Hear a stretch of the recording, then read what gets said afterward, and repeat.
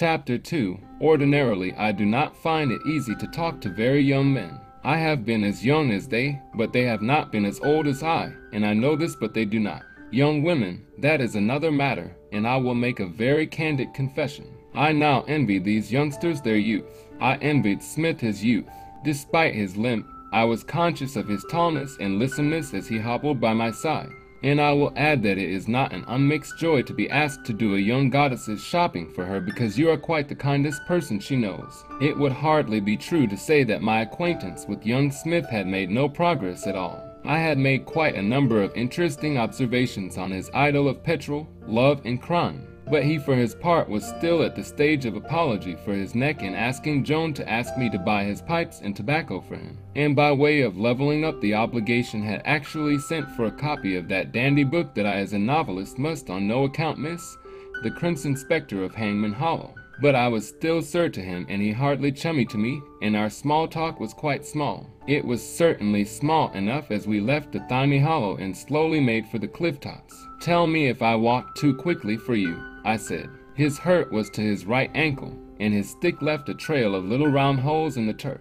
"Oh, that's all right. Thanks, sir," he said cheerfully, pegging away, and he added with a chuckle, "I say, between you and I, old Philip was rather in a patty, wasn't he?" "Between you and me he was," I said. I corrected him quite deliberately. Now that the failure of the sparking plug had put this opportunity into my hands, I was determined at all costs to know more of him. Hence my, well, grocery, but he noticed nothing. Instead, he broke out with a feigned enthusiasm. "I say, these pipes are turning out jolly well. Lovely bit of straight grain this one. You do know how to choose a pipe, sir. Are they French or Italian briar?" "French, jolly nice bit of root. I'm very glad. Cool as a nut. Jones quite right about my smoking too many cigarettes. They're all right for the street. I hate to see a fellow smoking a pipe in the street, and gaspers smell a bit sickly to other people sometimes.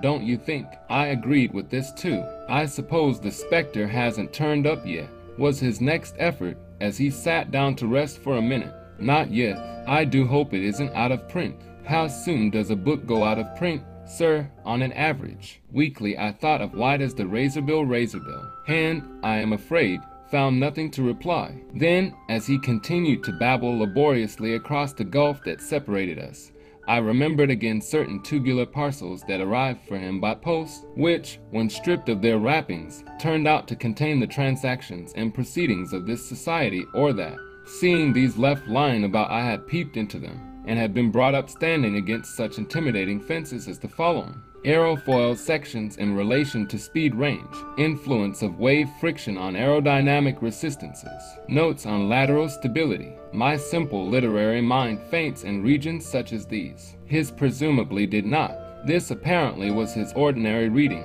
the spectre his relaxation. Amber beads, the words came across the void that separated soul from soul. Just the shade I meant, neither too yellow nor too brown. I'm afraid it took up an awful lot of your time. It was here that I took my plunge. "What," I said, looking steadily at him, "is the influence of wind friction on aerodynamic resistance?" His jaw dropped, as well it might. I knew that for a moment he was wondering whether I had taken leave of my senses. He said. I repeated the question. Of course, I no more wanted information about aerodynamic resistance than I did about briar pipes and amber beads. It was information about Charles Valentine Smith that I wanted and intended to have. I date my possession of him from the moment that that look of consternation came into his face. It broke upon me that I had put him into some position that he felt he must immediately explain. Indeed, he half rose, as if, having obtained my acquaintance under false pretenses, he must set himself right or leave me. "Oh, I say, sir," he broke anxiously out. "Do you mean those journals and things?" That's what I had in my mind, especially the blue, covered ones. Oh Lord, you don't suppose I can make head or tail of those? Not make head or tail of them, but I've seen you reading them. He seemed positively sick to extricate himself from my too flattering opinion of him. Me understand all that. I could kick myself if you think that. Why, that's all designer stuff. They've got brains, those chaps shiploads of them. Why, I should never have heard of the things but for he checked himself.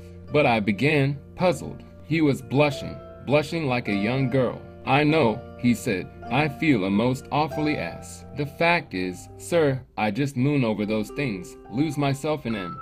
Sort of. I don't know the first thing about N. Of course, there are bits here and there, engines and practical flying and all that. I know a bit about that. What I mean to say is, a fellow doesn't want to miss anything. It's hard to explain. On the contrary, it was not at all hard to explain. Simply, I had caught him daydreaming. That vivid color still in his cheeks told me that I had stumbled on a privacy. A young girl approaching womanhood knows these soft oubliances, these shy yet hearty excursions of the spirit that leap no hither and die of their own oversweetness. It is love of which she dreams, and this was his equivalent. He just mooned. It was not understanding. He didn't want to miss anything. His was not a technician's, but a poet's nature. And caught unawares, he blushed. Of course, my real job would be one of these expeditions, he mumbled. I pursued him relentlessly. Which expeditions? Well, between you and I, they've started work on several of them. In Africa and India and places. You see, I'm awfully keen on air geography. If this dashed ankle of mine ever gives me a chance again, that is. Bobby always said that was my line of country. He was the chap for the technical end. Thought in surds, Bobby did. He put me on to all those journals and things, and after, well, I sort of keep it up. He was your man for that. By Bobby, do you mean your friend Maxwell? Yes, Bobby, he replied, his eyes far out over the sea.